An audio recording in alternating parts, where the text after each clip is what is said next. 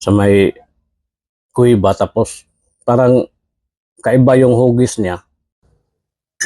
Hello, good morning mga kawaw. Kape na naman tayo mga kawaw, no? Ito lang ating pampainit ngayon. Kape at saka biko. Yan ang biko natin mga kawaw. Tapos habang nagkakape mga kawaw, may ano lang rin ako, no? Sasagutin si Brad John sa taga Maynila ito. Hello, kumusta kayong lahat dyan, Brad John, no? Tapos yung kasamahan natin sa may Montalban Rizal, sila si Troy. Kumusta kayong lahat dyan? Ito ipapakita ko sa iyo, Brad, no? Yung hinahanap ng Amerikano. Sandali lang, ha? Yan. Hello, Brad John. Pasensya na kayo sa ko mga ka-white soda kasi kakagising ko lang, no? Bahala na, wala pa tayong hilamos. Okay. Ito yung hinahanap mo, Brad John. Yung hinahanap pala ng kontak mo na Amerikano.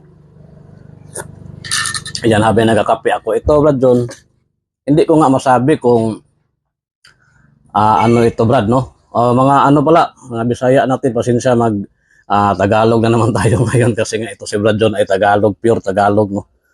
Tapos yung mga kasamahan natin dyan sa may Montalban Rizal, no? Sila Troy. Kaya mga Bisaya na mga bashers natin, pagpasensyahan nyo naman ako na magtagalog na naman tayo, no? Pagpuyo lang sa mo, paminaw lang mo diha sa inyong madunggan. Ito, Brad John, hindi ko nga rin alam, pakisabi sa yung Amerikano kung ang sabi niya, artifacts, tapos importante sa kanya ito. Ito.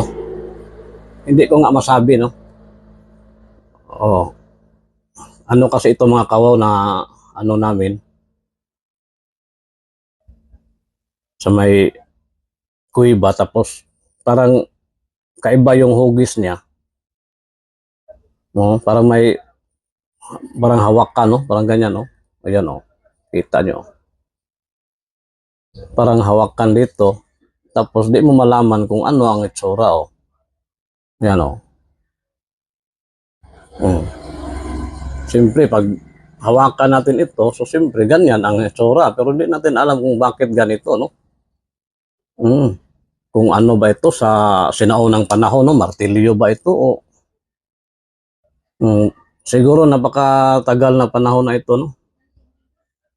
Yung parang sa Stone Age pa, no? Yan. Ito, Brad,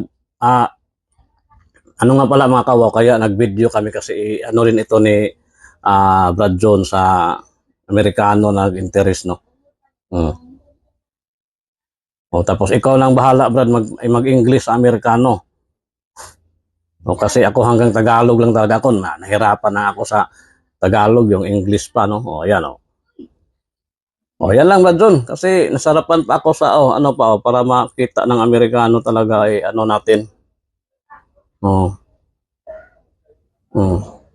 Wala akong ideya talaga kung ano ito. Basta ang sa akin lang, parang hawakan, tingnan ito. Parang hawakan, no? Parang ganyan. Wala akong ibang maisip,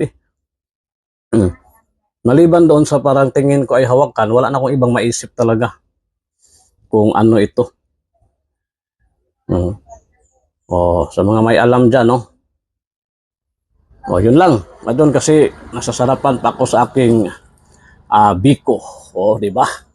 Tapos ang ating kape. Kumusta kayo? Kayo na bahala, Brad John. God bless.